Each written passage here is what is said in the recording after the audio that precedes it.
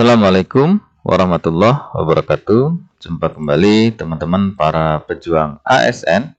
Hari ini kita akan melakukan simulasi soal ya, atau latihan soal untuk P3K kompetensi teknis penata layanan operasional bagian ke-12. Nah, kita sudah masuk ke bagian 12 teman-teman ya. Jadi bagian ke-12 ini nanti akan ada sebanyak 45 soal yang akan kita simulasikan. Jadi kompetensi teknis teman-teman dalam P3K ya, itu untuk menilai penguasaan pengetahuan dan kemampuan teknis jabatan yang dilamar sesuai dengan standar jabatan. Jadi dalam hal ini untuk menilai ya penguasaan pengetahuan dan kemampuan teknis ya jabatan dilamar, yaitu penata layanan operasional. Oke teman-teman, kita langsung saja ya menuju ke simulasi soal yang pertama. Yang pertama, dalam pengelolaan surat masuk dan keluar, siapa yang bertanggung jawab untuk menjaga kerahasiaan dokumen rahasia? A. Kepala Arsip Nasional, B. Kepala Bagian Umum, C. Pejabat Pengolah Data Elektronik atau PPDE, D. Pihak yang ditunjuk melalui surat keputusan atau SK, atau E. Seluruh staf administrasi. Jawaban yang benar adalah yang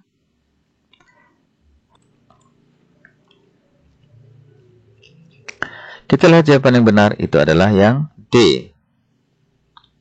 Pembahasan penanggung jawab kerahasiaan dokumen rahasia harus ditentukan secara formal melalui surat keputusan ya, atau SK, sesuai dengan aturan yang berlaku di instansi pemerintah. Jadi jawabannya yang D ya, pihak yang ditunjuk melalui surat keputusan.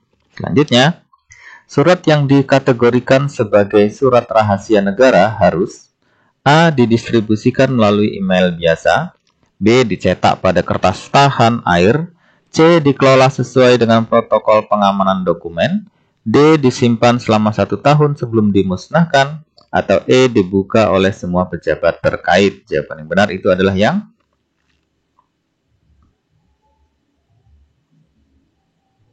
ya, kita lihat yang benar adalah yang C ya teman-teman. Pembahasannya, surat rahasia negara harus dikelola sesuai protokol pengamanan dokumen untuk mencegah kebocoran informasi termasuk dalam pengiriman dan penyimpanan. Jadi jawabannya yang C ya teman-teman. Dikelola sesuai dengan protokol pengamanan dokumen. Selanjutnya, apa yang dimaksud dengan tracking dalam sistem pengelolaan surat elektronik? A. Pemantauan status surat selama proses pengelolaan, B. Pemberian kode unik untuk semua surat, C. Penyimpanan surat di server terpusat, D. Proses pengarsipan otomatis surat masuk, atau E. Pengiriman kembali surat yang salah alamat. Jawaban yang benar adalah yang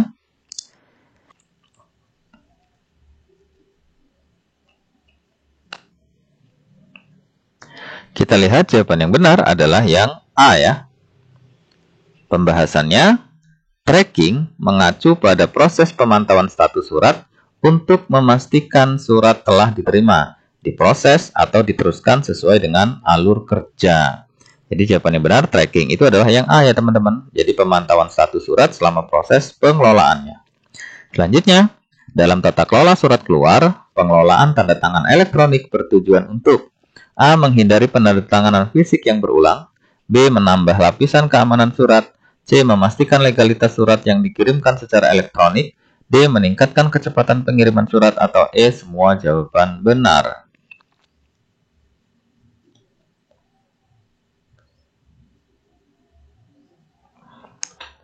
Oke, kita lihat jawaban yang benar adalah yang E ya. Jadi semua ini jawabannya benar teman-teman ya. Kita lihat pembahasannya. Tanda tangan elektronik itu meningkatkan efisiensi, kemudian legalitas, dan keamanan surat yang dikelola secara elektronik, menjadikannya solusi komprehensif untuk pengelolaan modern. Jadi jawabannya adalah yang E ya, jadi semua benar. Jadi ini teman-teman semuanya benar. Selanjutnya, mengapa penting melakukan klasifikasi surat dalam pengelolaan administrasi surat masuk dan keluar? A. Untuk menentukan tingkat kerahasiaan dan prioritas surat, B. Agar semua surat bisa langsung dihancurkan setelah selesai, C. Untuk memastikan surat diproses dalam waktu lebih lama. D. Agar semua surat bisa dibuka oleh staf administrasi. Atau E. Untuk meningkatkan jumlah surat yang dicetak. Jawaban yang benar adalah yang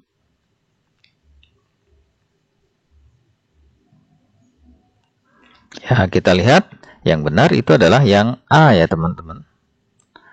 Pembahasannya, klasifikasi surat diperlukan untuk menentukan tingkat kerahasiaan, urgensi, dan prioritas. Sehingga surat dapat dikelola sesuai kebutuhan dan peraturan yang berlaku.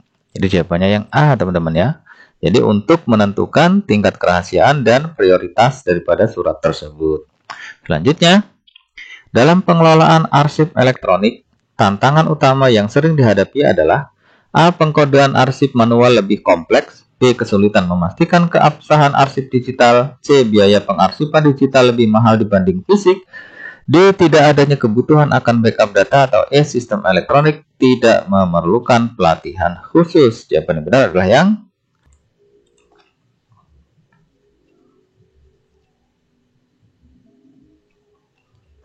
kita lihat jawaban yang benar adalah yang B. Kita lihat pembahasan. Keabsahan arsip digital sering menjadi tantangan utama, terutama terkait tanda tangan elektronik, autentikasi, dan validitas hukum dokumen digital. Jadi jawabannya yang B teman-teman ya. Jadi kesulitan memastikan keabsahan arsip surat itu salah satu menjadi tantangan utama yang dihadapi kaitan dengan pengelolaan arsip elektronik. Selanjutnya adalah apa prinsip utama yang harus diterapkan dalam tata kelola arsip berbasis sistem informasi?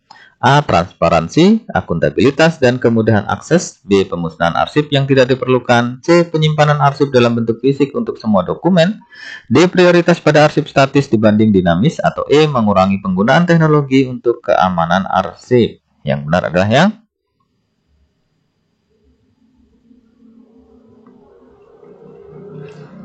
ya, kita lihat jawaban yang benar itu adalah yang A ya teman-teman. Pembahasannya, prinsip utama dalam tata kelola arsip berbasis sistem informasi adalah transparansi, akuntabilitas, dan kemudahan akses. Sehingga arsip dapat dikelola secara efisien dan sesuai dengan regulasi yang ada. Jadi jawabannya yang A ya. Transparansi, akuntabilitas, dan kemudahan akses. Selanjutnya, apa langkah yang harus dilakukan sebelum memindahkan arsip dinamis ke arsip statis? A. Melakukan digitalisasi semua arsip. B. Meninjau kembali nilai guna arsip berdasarkan JRA. C. Memusnahkan arsip fisik yang tersisa. D. Menyimpan arsip dalam database elektronik terlebih dahulu. Atau E. Mengganti format arsip menjadi lebih modern. Jawaban yang benar adalah yang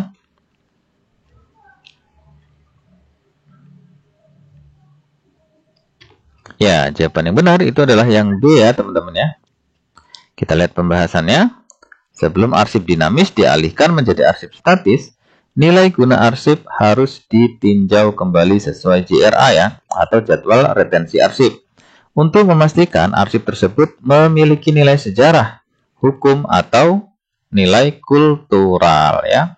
Jadi jawabannya adalah yang B ya. Jadi meninjau kembali nilai guna arsip berdasarkan JRA ya, kaitannya dengan nilai sejarah, hukum, dan kultural. Selanjutnya, faktor apa yang paling mempengaruhi keberhasilan pengelolaan arsip berbasis teknologi? A. Adanya peraturan yang ketat tentang arsip fisik. B. Pengurangan beban penyimpanan fisik. C. Peningkatan jumlah arsip yang disimpan. D. Kemudahan pengarsipan manual. Atau E. Kemampuan pegawai dalam menggunakan teknologi. Jawaban yang benar adalah yang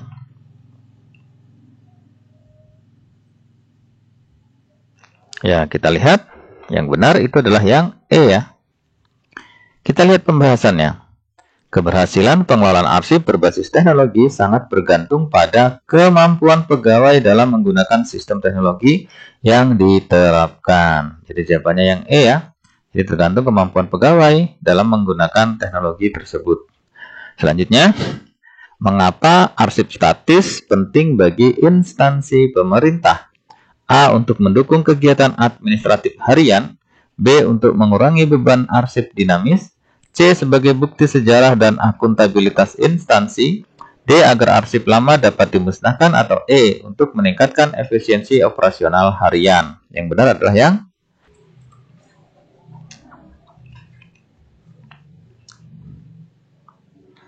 Oke, kita lihat jawaban yang benar adalah yang C ya, teman-teman. Pembahasan arsip statis penting karena berfungsi sebagai bukti sejarah, hukum, dan akuntabilitas instansi pemerintah untuk masa depan. Jadi jawabannya yang C ya, sebagai bukti sejarah dan akuntabilitas instansi. Selanjutnya, apa yang menjadi dasar hukum untuk pemusnahan arsip yang sudah tidak bernilai guna? A. Keputusan Kepala Arsip Nasional. B. Peraturan internal instansi. C. Jadwal retensi arsip ya, atau JRA yang disahkan. D. Persetujuan staf administrasi, atau E. Penilaian dari pimpinan departemen terkait. Jawaban yang benar adalah yang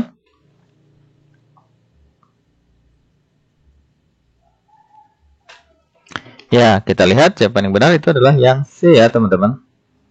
Pembahasannya, pemusnahan arsip harus berdasarkan JRA yang telah disahkan untuk memastikan arsip tersebut benar-benar tidak memiliki nilai guna hukum, administrasi, maupun nilai sejarah. Jadi jawabannya adalah yang C ya, jadwal retensi arsip atau JRA yang telah disahkan. Selanjutnya, apa yang dimaksud dengan analitik data kepegawaian?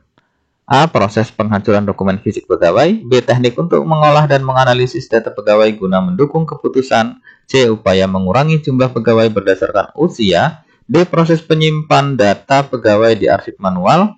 E. Sistem untuk menghapus data lama yang tidak terpakai. Jawabannya adalah kita lihat jawaban yang benar adalah yang B ya, teman-teman. Kita lihat pembahasannya. Analitik data kepegawaian melibatkan pengolahan data untuk menghasilkan wawasan yang mendukung pengambilan keputusan strategis terkait manajemen sumber daya manusia. Jadi jawabannya yang B ya, teknik untuk mengolah dan menganalisis data pegawai guna mendukung keputusan. Selanjutnya, apa manfaat utama dari pengarsipan digital dalam data kepegawaian? A. Menghapus kebutuhan akan audit. B. Mempermudah pemusnahan dokumen. C. Menghindari penggunaan teknologi yang mahal. D. Mengurangi resiko kehilangan data, atau E. Meningkatkan penggunaan dokumen fisik. Jawaban yang benar adalah yang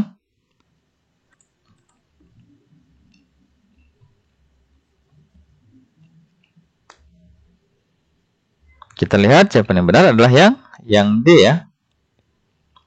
Pembahasan arsip digital membantu mengurangi resiko kehilangan data karena data dapat diakses kapan saja dengan cadangan yang memadai.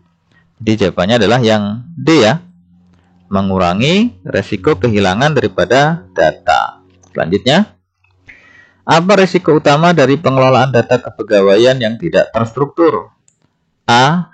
Meningkatnya efisiensi kerja. B. Kesalahan dalam pemberian promosi dan hak pegawai. C. Berkurangnya jumlah pegawai di instansi. D. Data pegawai lebih mudah diakses oleh publik. Atau E. Tidak ada data pegawai yang disimpan dalam bentuk digital. Jawaban yang benar adalah yang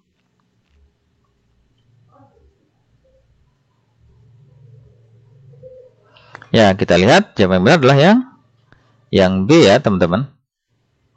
Pembahasannya, pengelolaan data yang tidak terstruktur dapat menyebabkan kesalahan dalam pemberian hak-hak pegawai seperti promosi, gaji, atau tunjangan yang berujung pada konflik internal. Jadi jawabannya yang B ya, kesalahan dalam pemberian promosi dan hak-hak daripada pegawai. Selanjutnya, apa fungsi utama audit data kepegawaian? A. Untuk menemukan dan menghapus pegawai tidak aktif. B. Untuk menghapus data lama tanpa verifikasi. C. Untuk menggandakan data pegawai di server. D. Untuk meningkatkan jumlah data pegawai. Atau E. Untuk mengevaluasi akurasi dan kelengkapan data pegawai. Jawaban yang benar adalah yang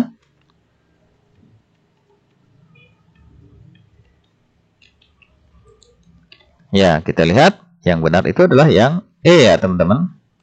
Pembahasan audit data kepegawaian bertujuan mengevaluasi akurasi, kelengkapan, dan kepatuhan data terhadap peraturan yang berlaku. Jadi jawabannya yang E ya, untuk mengevaluasi akurasi dan kelengkapan data pegawai. Selanjutnya, apa yang harus dilakukan jika ditemukan data pegawai yang tidak lengkap dalam sistem? A. Menghapus data tersebut dari sistem. B. Menghubungi pegawai terkait untuk melengkapi data. C. Memindahkan data ke arsip manual. D. Mengunci data untuk diakses di kemudian hari. Atau E. Menganggap data tersebut tidak relevan. Jawaban yang benar adalah yang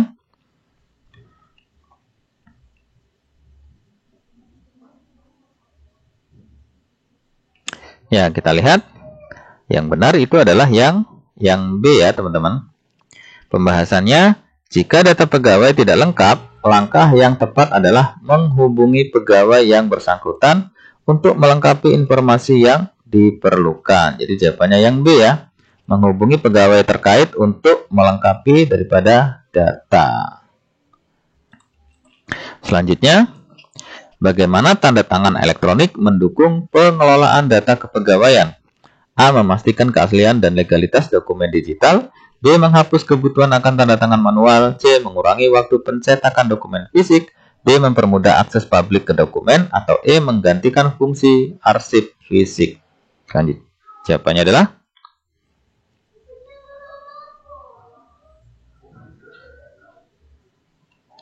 ya, kita lihat jawaban benar adalah yang A ya teman-teman ya.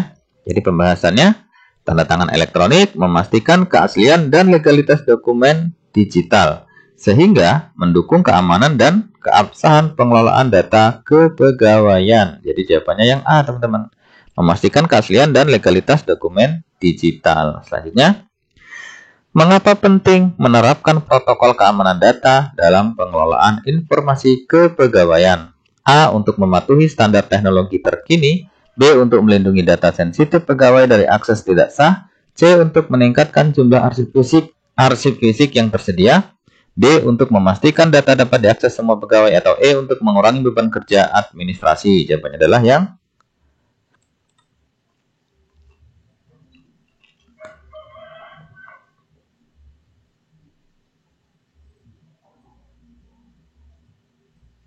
ya, kita lihat jawaban yang benar adalah yang B ya teman-teman.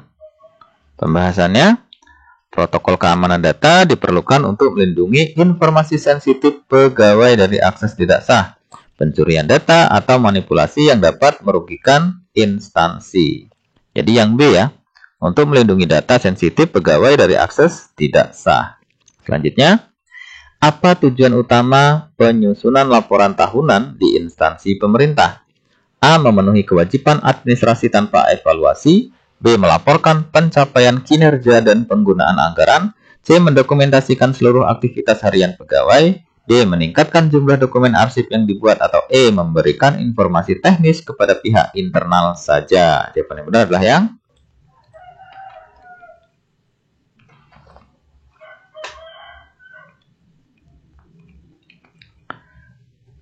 Oke, kita lihat jawaban yang benar adalah yang B ya teman-teman.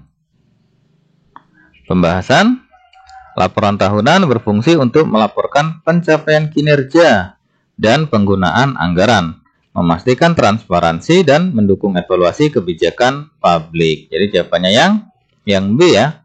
Jadi melaporkan pencapaian kinerja dan penggunaan anggaran. Selanjutnya, menurut peraturan yang berlaku, laporan keuangan di instansi pemerintah harus disusun berdasarkan A. Standar akuntansi internasional. B. Arahan langsung dari pimpinan instansi. C. Kebijakan internal masing-masing instansi. D. Praktik terbaik dari sektor swasta. Atau E. Standar akuntansi pemerintahan atau SAP. Yang benar adalah ya,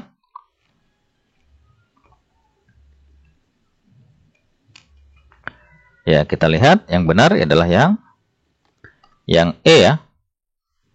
Kenapa yang E? Kita lihat pembahasan.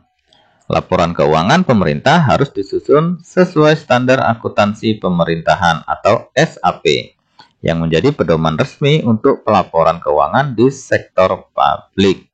Jadi jawabannya yang E ya teman-teman ya, standar akuntansi pemerintahan atau SAP. Selanjutnya, apa komponen utama yang harus ada dalam laporan pertanggungjawaban kinerja instansi pemerintah atau LAKIP ya?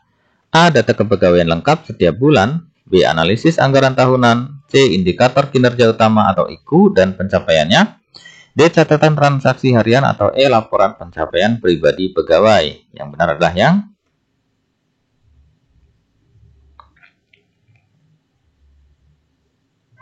ya, kita lihat yang benar adalah yang C ya teman-teman. Pembahasan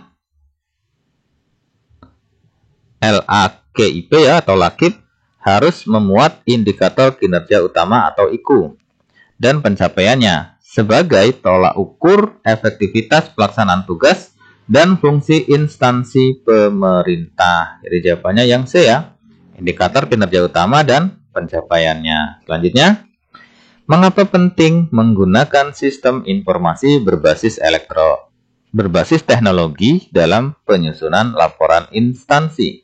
A. Untuk mengurangi jumlah pegawai administrasi. B. Untuk meningkatkan efisiensi dan akurasi pengumpulan data. C. Untuk mengurangi penggunaan dokumen fisik secara total. D. Untuk menggantikan fungsi audit internal. Atau E. Untuk memastikan dokumen selalu dicetak dengan benar. Jawaban yang benar adalah yang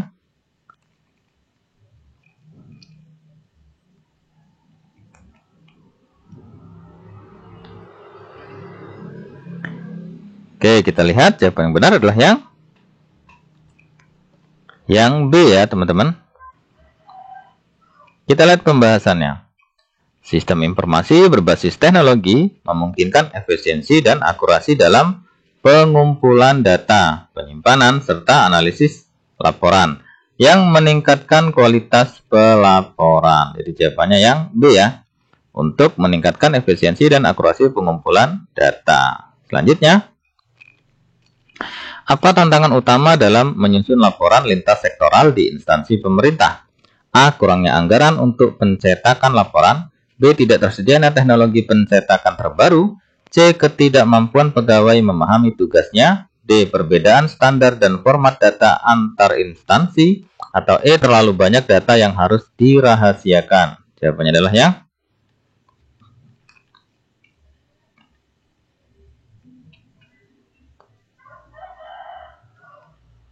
ya, kita lihat jawaban benar adalah yang D ya. Pembahasannya, perbedaan standar dan format data antar instansi adalah tantangan utama yang menghambat penyelarasan data untuk menyusun laporan lintas sektoral yang konsisten dan akurat. Jadi ini yang menjadi tantangan utama ya teman-teman ya. Kaitannya dengan perbedaan standar dan format data antar instansi. Selanjutnya, apa langkah pertama yang harus dilakukan dalam proses penyusunan laporan kinerja? A. Menentukan format laporan berdasarkan dokumen tahun sebelumnya. B. Mengidentifikasi tujuan dan ruang lingkup laporan. C. Mengumpulkan semua dokumen fisik yang tersedia. D. Mencetak laporan untuk kebutuhan audit. Atau E. Melakukan simulasi anggaran tahunan berikutnya. Jawabannya adalah yang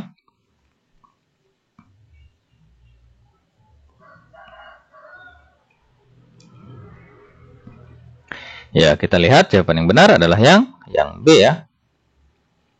Pembahasannya, langkah pertama adalah mengidentifikasi tujuan dan ruang lingkup laporan untuk memastikan laporan relevan dengan kebutuhan dan indikator kinerja. Jadi jawabannya yang B ya. Jadi mengidentifikasi tujuan dan ruang lingkup daripada laporan.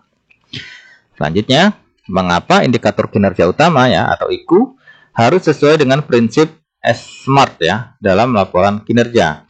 A. Untuk mengurangi kompleksitas indikator. B. Untuk mempermudah proses penulisan laporan. C. Untuk memastikan indikator dapat diukur dan dicapai.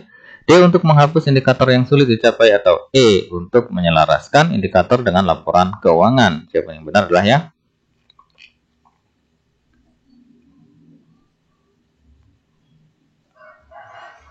Kita lihat jawaban yang benar adalah yang C ya teman-teman. Kenapa yang C? Kita lihat pembahasannya. Prinsip SMART, spesifik, measurable, achievable, relevant, time-bound, memastikan indikator kinerja utama dapat diukur, kemudian relevan dan realistis untuk dicapai ya. Jadi jawabannya yang C, untuk memastikan indikator itu dapat diukur serta dicapai. Selanjutnya, apa langkah yang harus dilakukan jika ditemukan aset yang tidak digunakan secara optimal di instansi pemerintah? A. Menjual aset tersebut tanpa melalui proses evaluasi. B. Mengalihkan aset ke unit atau instansi lain yang membutuhkan. C. Menyimpan aset di gudang untuk waktu yang tidak terbatas. D. Menghapus aset dari daftar inventaris tanpa pencatatan. Atau E. Mengganti aset tersebut dengan yang baru. Jawaban yang benar adalah yang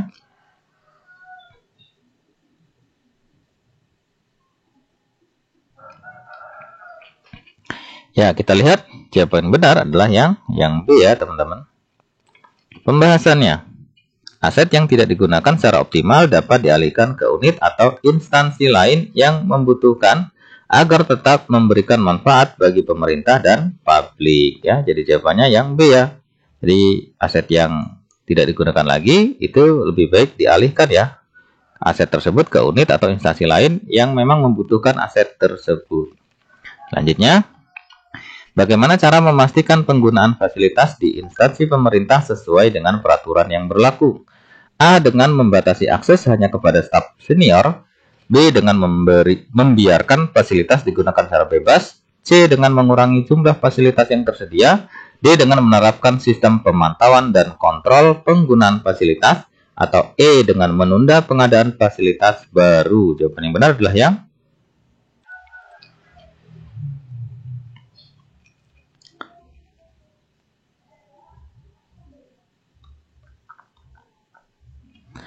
kita lihat jawaban yang benar adalah yang D ya.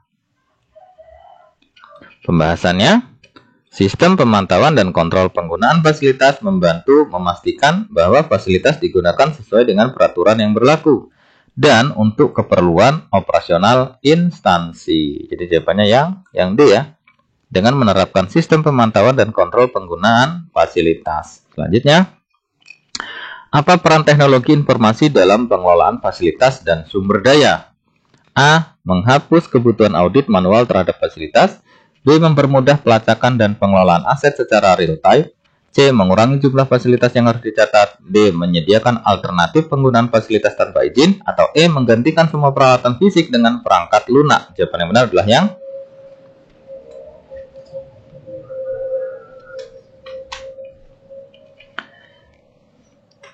kita lihat jawaban yang benar adalah yang B ya, teman-teman.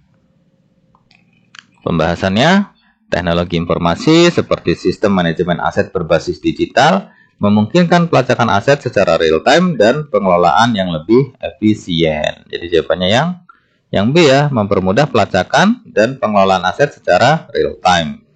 Selanjutnya, apa risiko utama dari tidak adanya pemeliharaan rutin terhadap fasilitas di instansi pemerintah?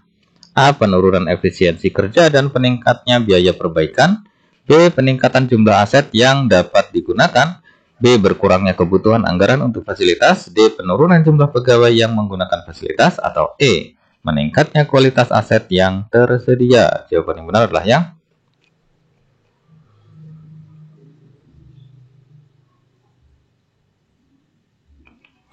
ya, kita lihat yang benar itu adalah yang A ya, teman-teman.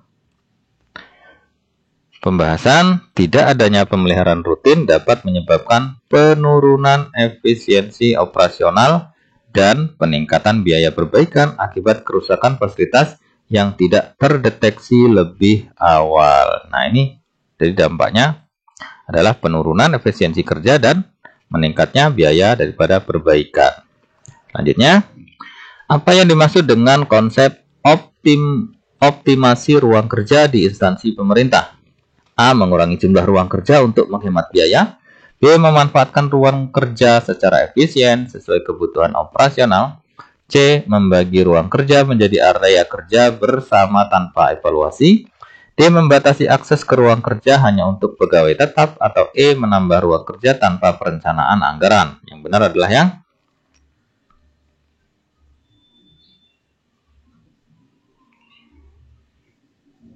ya, kita lihat yang benar itu adalah yang B ya, teman-teman. Kita lihat pembahasannya. Optimasi ruang kerja adalah konsep memanfaatkan ruang kerja secara efisien berdasarkan kebutuhan operasional instansi, termasuk melalui pengaturan ulang tata letak dan alokasi sumber daya yang tepat. Jadi jawabannya yang B ya, memanfaatkan ruang kerja secara efisien sesuai kebutuhan daripada operasional. Selanjutnya, Apa tujuan utama dari koordinasi layanan operasional dalam pengiriman dokumen di instansi pemerintah? A. Memastikan dokumen dapat dikirim tanpa proses administrasi. B. Memastikan semua dokumen disimpan dalam bentuk digital. C. Mengurangi jumlah dokumen yang dikirim setiap tahun. D. Menjamin pengiriman tepat waktu dan sesuai prosedur keamanan. Atau E. Membatasi akses dokumen hanya pada staf tertentu. Yang benar adalah yang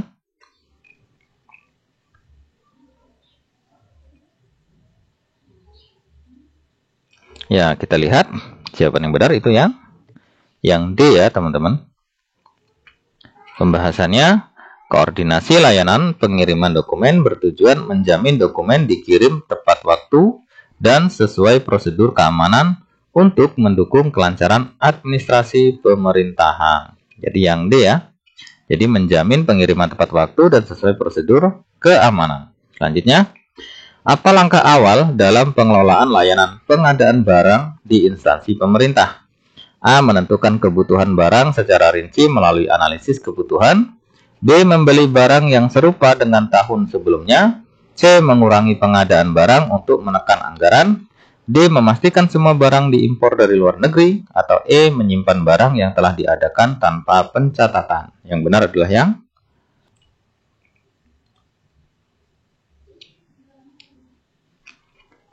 ya, kita lihat yang benar adalah yang A ya teman-teman.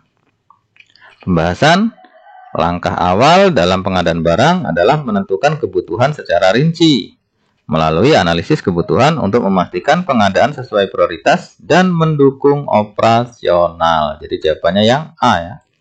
Menentukan kebutuhan barang secara rinci melalui analisis kebutuhan.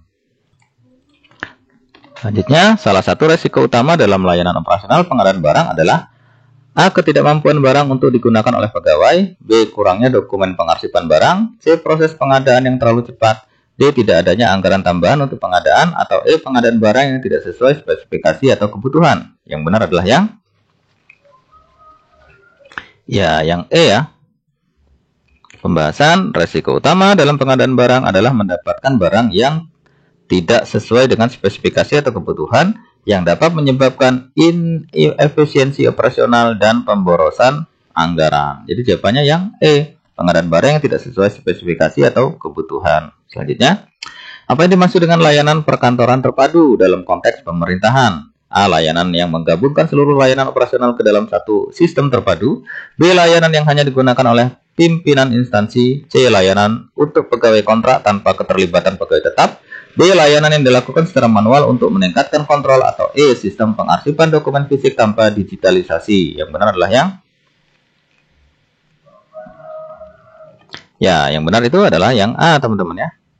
Pembahasan, layanan perkantoran terpadu mengacu pada pengintegrasian berbagai layanan operasional seperti pengiriman dokumen, pengadaan barang, dan pengelolaan ruang kerja ke dalam satu sistem untuk meningkatkan efisiensi dan akurasi. Jadi jawabannya yang A ya, layanan yang menggabungkan seluruh layanan operasional ke dalam satu sistem terpadu. Selanjutnya, dalam pengelolaan pengiriman dokumen penting, apa langkah kunci yang harus dilakukan oleh penata layanan? A. Mencetak salinan dokumen untuk setiap pegawai. B. Menentukan tingkat kerahasiaan dokumen dan metode pengiriman yang sesuai.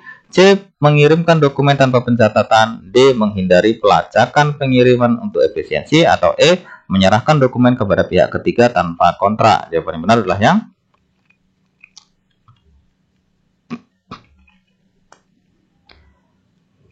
ya, kita lihat jawaban yang benar adalah yang B ya teman-teman. Pembahasan, menentukan tingkat kerahasiaan dokumen dan metode pengiriman yang sesuai penting untuk menjaga keamanan informasi dan memastikan dokumen diterima oleh pihak yang berwenang. Jadi jawabannya yang B ya. Jadi menentukan tingkat kerahasiaan dokumen dan metode pengiriman yang sesuai. Selanjutnya, apa yang menjadi tantangan utama dalam implementasi penganggaran berbasis elektronik di instansi pemerintah?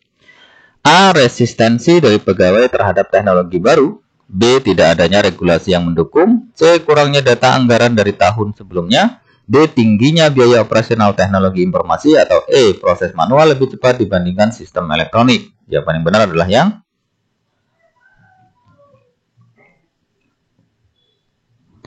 ya, kita lihat yang benar.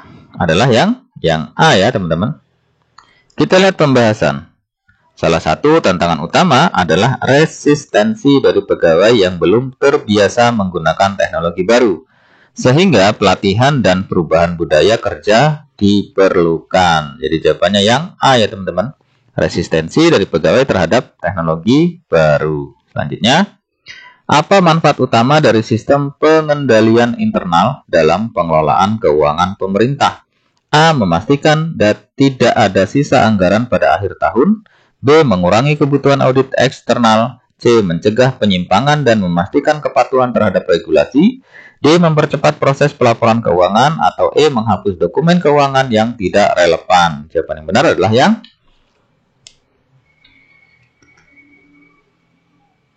ya, kita lihat jawaban yang benar adalah yang C ya teman-teman. Pembahasan sistem pengendalian internal bertujuan mencegah penyimpangan, meningkatkan akurasi pelaporan, dan memastikan kepatuhan terhadap peraturan yang berlaku. Jadi jawabannya yang C. Mencegah penyimpangan dan memastikan kepatuhan terhadap regulasi. Selanjutnya, dalam proses revisi anggaran, apa langkah pertama yang harus dilakukan oleh penata layanan keuangan? A. Mengajukan revisi anggaran langsung ke pimpinan. B. Mengidentifikasi kebutuhan baru yang mendasari revisi anggaran. C. Membuat laporan keuangan baru tanpa analisis.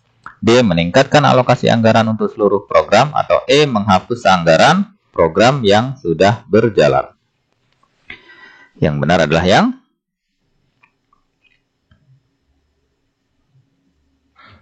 kita lihat.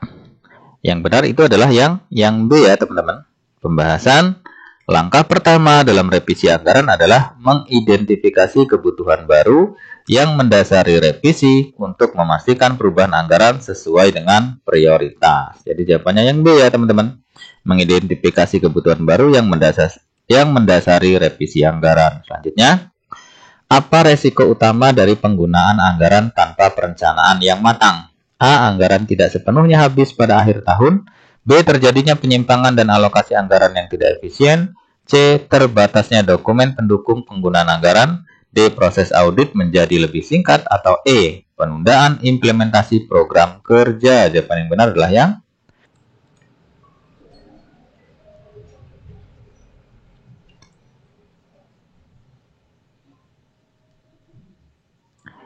Oke, kita lihat jawaban yang benar adalah yang B ya.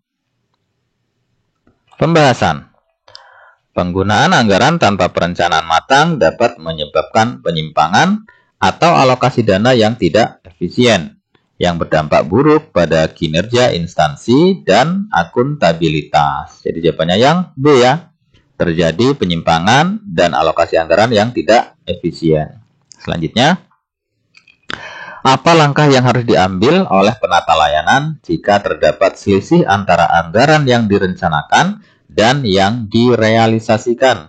A. Membiarkan selisih terjadi tanpa penjelasan. B. Melakukan analisis penyebab selisih untuk langkah perbaikan di masa mendatang. C. Menambahkan anggaran baru tanpa evaluasi. D. Mengurangi pelaksanaan program untuk menyesuaikan. Atau E. Menghapus dokumen realisasi anggaran yang tidak sesuai. Yang benar adalah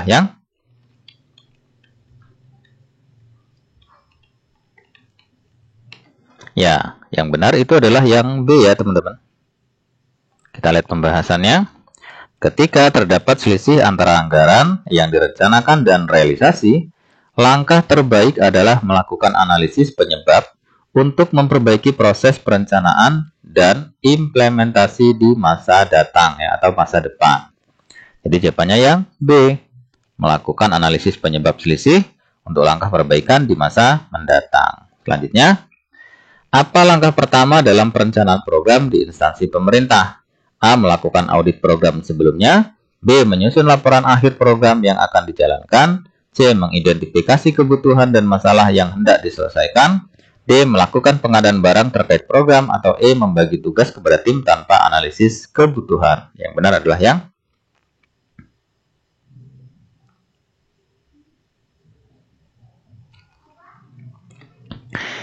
benar itu adalah yang C ya teman-teman.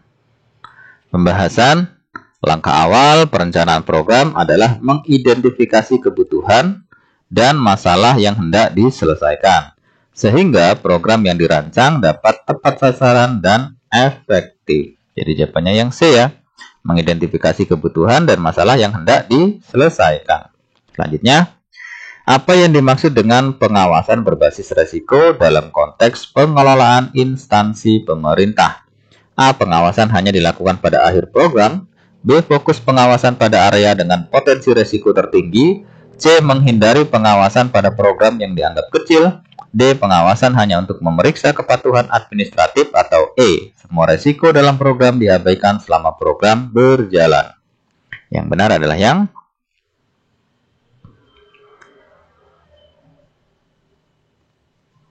ya, kita lihat jawaban yang benar adalah yang B ya teman-teman. Pembahasannya, pengawasan berbasis resiko mengutamakan area dengan potensi resiko tertinggi, seperti penyalahgunaan anggaran atau keterlambatan realisasi, untuk mengoptimalkan sumber daya pengawasan. Jadi yang B ya, fokus pengawasan pada area dengan potensi resiko tertinggi. Selanjutnya, apa peran utama teknologi dalam pengelolaan data dan informasi di instansi pemerintah? A. Menghapus kebutuhan dokumentasi fisik. B. Mengurangi transparansi dalam pengelolaan informasi. C. Mengganti seluruh proses manual tanpa pelatihan staf. D. Menyederhanakan data sehingga lebih sedikit informasi yang tersedia. Atau E. Mempermudah pengelolaan, penyimpanan, dan analisis data secara efisien. Yang benar adalah yang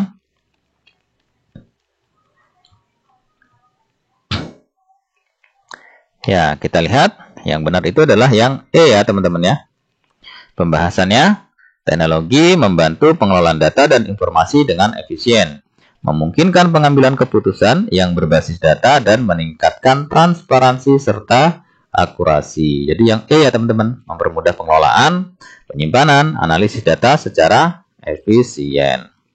Selanjutnya, dalam kerjasama antar instansi pemerintah, apa prinsip utama yang harus dijunjung? A. Efisiensi tanpa memprioritaskan transparansi. B. Sinergi, koordinasi, dan kepatuhan pada regulasi. C. Dominasi oleh instansi yang memiliki anggaran lebih besar. D. Kepatuhan sepihak tanpa konsultasi pihak lain. Atau E. Membatasi kerjasama hanya pada isu yang sederhana.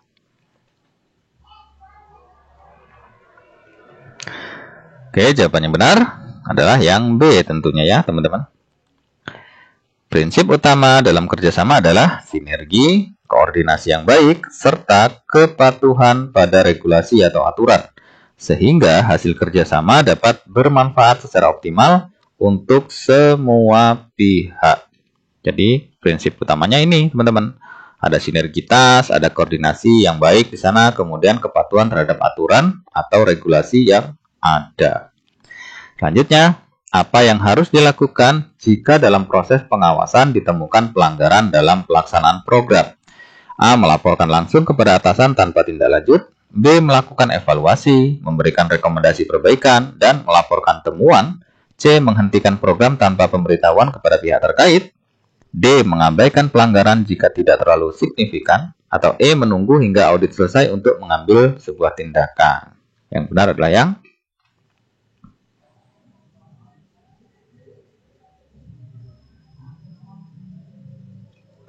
ya, kita lihat yang benar adalah yang B ya teman-teman. Yang B. Kita lihat pembahasannya. Jika ditemukan pelanggaran, langkah yang tepat adalah melakukan evaluasi, memberikan rekomendasi perbaikan, dan melaporkan temuan kepada pihak yang berwenang untuk ditindaklanjuti. Jadi jawaban yang benar adalah yang B teman-teman, yaitu melakukan evaluasi, kemudian memberikan rekomendasi perbaikan, dan melaporkan temuan. Nah, demikian teman-teman contoh daripada 45 soal untuk kompetensi teknis penata layanan operasional P3K. Mudah-mudahan dengan banyaknya kita berlatih ya, dengan banyaknya kita latihan soal, itu memudahkan saat kita ujian nanti. Dan pada akhirnya teman-teman, hasil yang baik dikarenakan usaha yang baik. Terima kasih, semoga sukses. Sampai jumpa di pembahasan soal selanjutnya. Assalamualaikum warahmatullahi wabarakatuh. wabarakatuh. Salam.